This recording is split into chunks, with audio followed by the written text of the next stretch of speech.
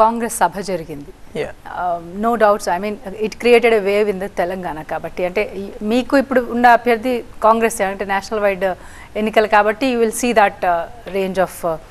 So ఇవాళ జరిగిన సభలో manifesto, so what do you comment on that? It is a big joke in one sentence. ఇప్పుడు యాక్చువల్గా ఈ దేశాన్ని 60 సంవత్సరాలకు పైగా కాంగ్రెస్ పార్టీ పరిపాలించింది. ఎప్పుడు కూడా వాళ్ళకు అవకాశం వచ్చిన ప్రతిసారి కూడా ఇవన్నిటిలో కనీసం హాఫ్ అన్న వాళ్ళు అమలు చేయాల్సిన అవసరం ఉండే కదా. ఎందుకు చేయలేదు వాళ్ళు? ఎందుకు ఇప్పుడు చెప్పే న్యాయ సూత్రాలు ఏవైతే 5 న్యాయాలని చెప్తున్నారో, అసలు ఈ దేశానికి అత్యంత ఎక్కువ అన్యాయం చేసిందే కాంగ్రెస్ పార్టీ. ఎందుకంటే 5 తరాల అన్యాయం. నెహ్రూ, ఇందిరాగాంధీ, రాజీవ్ గాంధీ, సోనియా గాంధీ, ఇప్పుడు రాహుల్ గాంధీ, వీళ్ళందరూ కూడా రిపీటెడ్గా భారతదేశానికి, భారత జాతికి అన్యాయం చేసుకుంటే వచ్చారు. సరే, మీరు అడిగారు కాబట్టి నేను కూడా చాలా దాన్ని స్టడీ చేశాను, అసలు దీన్ని ఏమైనా ఉంటుందా సబ్స్టాన్స్ అని. India now is a very significant power in the world, economically, diplomatically, through its enormous soft power. India has shown a great resilience, how it brought the vaccination and became the vaccination provider to the world. India was the world's largest economy 1,000 years ago. It should happen again.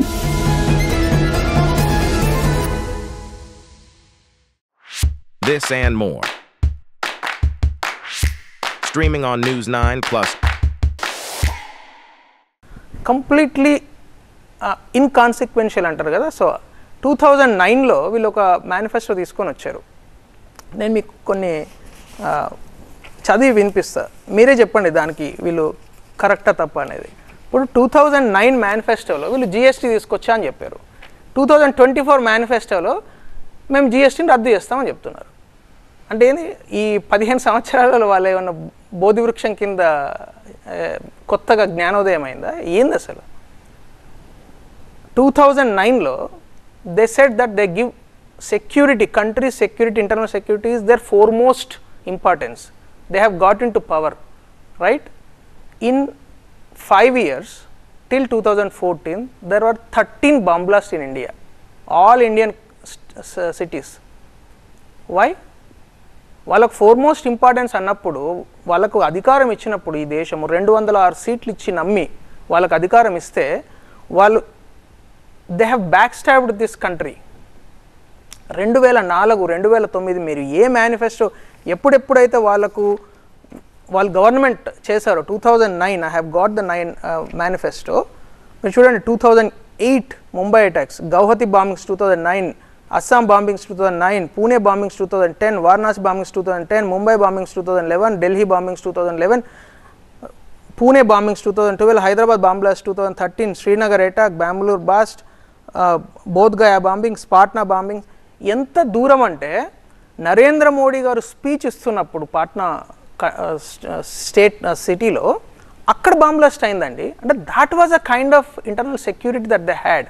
Where as the first and foremost point in 2009 election manifesto was to keep up the internal security as the highest priority. ఇంకా వీళ్ళని ఎట్లా నమ్ముతారండి? నేను బాగా వాళ్ళు recent పాస్ట్లో government చేసింది ఎప్పుడు 2009 to 14 కదా. I'm not talking about 1952, I'm not talking about 90. నేను మీకు ఇంకొక ఎగ్జాంపుల్ చెప్తాను.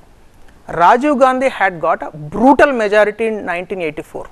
Brutal majority, 430 seats in Lok Sabha and more than 200 seats in Rajya Sabha. అసలు అంటే దారుణమైన మ్యాండేట్ అది. అట్లాంటి మ్యాండేట్ ఉన్నప్పుడు ఎవరైనా కంట్రీని డెవలప్ చేస్తారా, రెట్రోగ్రెసివ్ పాలసీస్ తీసుకొస్తారా? In 5 years he killed the entire economic prospects of this country. మూలాలలోంచి ఆర్థిక మూలాలను ఖతం చేశాడు ఆయన. Just 5 years country vent into bankruptcy, on the wedge of bankruptcy. మనం అందరం చదువుకున్నాం 1989 to 91 ఈ కంట్రీ ఎంత స్ట్రగుల్ చేసింది, ఆల్మోస్ట్ గోల్డ్ తాకట్టు పెట్టి on the wedge of failing as an economy in balance of payments issue. Why? What had, అంటే ఇదే Congress party when they got a brutal majority, అద్భుతమైన majority, no unquestionable majority, right, 400 seats. What would have, అంటే వాళ్ళు ఏం చేయాల్సి ఉండే, ఏం చేశారు? 2004లో గవర్నమెంట్ ఫామ్ చేశారుగా యూపీఏ, ఏం చేయాల్సి ఉండే, ఏం చేశారు? 2009 నేను 2009 మీకు ఇంకా వినిపిస్తాను. They said that they want to bring introduce goods and services tax by April 1, 2010. When did GST come? 2017. Who brought? Modi government brought. And what they are saying now, they want to abolish GST. What is this funny logic? And they said that fiscal prudence, path of high growth and fiscal prudence are low inflation. What is a low inflation? Average inflation in 2009 and 14 was 9.8%, highest in the entire history of India. మీరు economic history of India post emergency అంటే 1980 తర్వాత చూస్తే ఎప్పుడు కూడా ఇంత average inflation ఇంత high లేదు. So మీరు అసలు మనము ఆ మేనిఫెస్టో గురించి మాట్లాడుకుంటేనే నయం, ఎందుకంటే వాళ్ళు గెలిచేది లేదు చేసేది లేదు. ఏదో ఈ రాహుల్ గాంధీకి టైంపాస్ కాక ఇక్కడికి వచ్చి తుక్కుగూడల సభ పెట్టి ఏదో అందరి ముందు మాట్లాడుతున్నారు తప్పితే దెర్ ఈజ్ నో సబ్స్టెన్స్.